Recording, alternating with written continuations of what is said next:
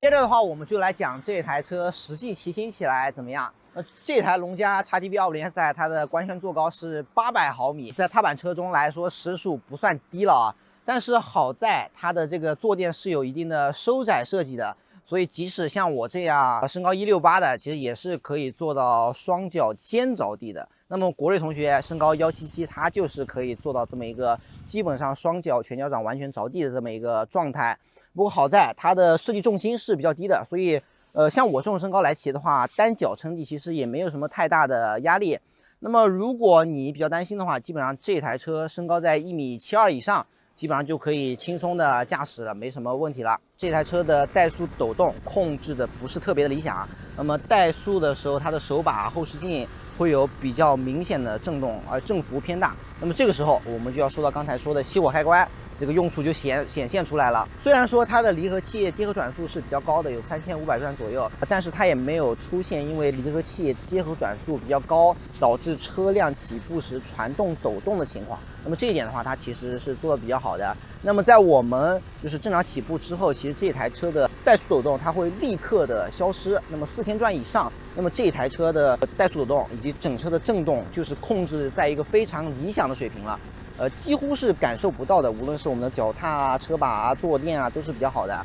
那么这台车的震动再次出现的话，大概是在6800、7000转左右。不过这个时候车辆的时速已经基本上来到了差不多100公里每小时了。也就是说，除了怠速的时候，这台车在100公里每小时以内的时速区间，它整车的震动控制都是做的是比较好的。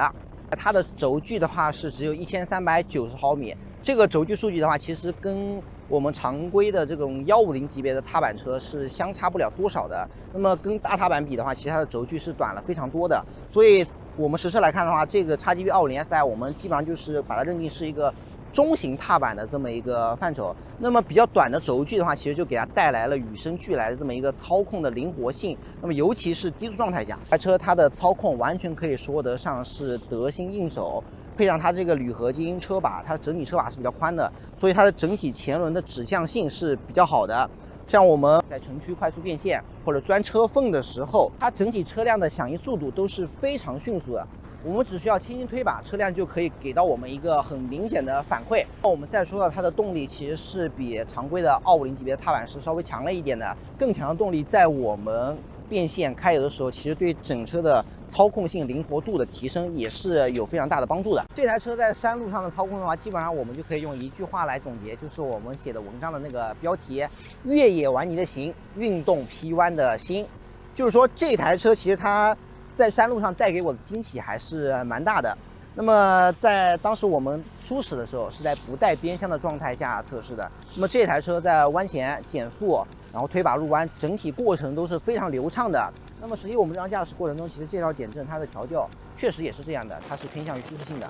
但是来到弯道中之后，它的减震的后劲上来之后，它其实是韧性是比较好的。那么在弯道中其实是可以给我们提供非常不错的这么一个支撑性。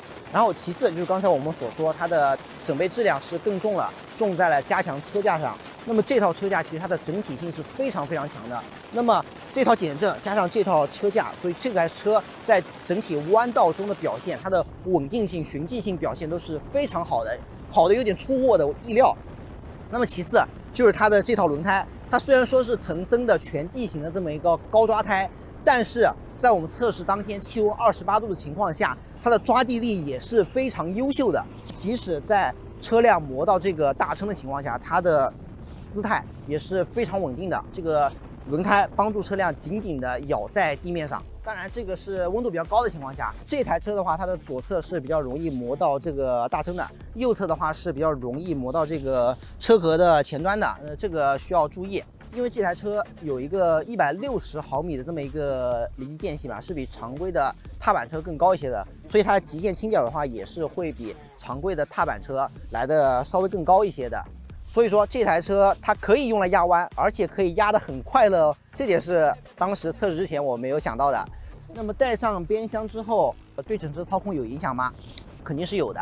但是这个影响呢不算是特别大。当然我说的是边箱是空载的情况下，因为我没装东西，影响不能说大，反正是有。具体是表现在像是我们过 S 弯或者说是快速翻身这样的动作的时候，它的后部会明显的有一些迟疑，有一些迟滞，有一些拖沓。但是整体来说，这台车的操控在同级别踏板车中来说的话，绝对算得上是灵活的，这点是毋庸置疑的。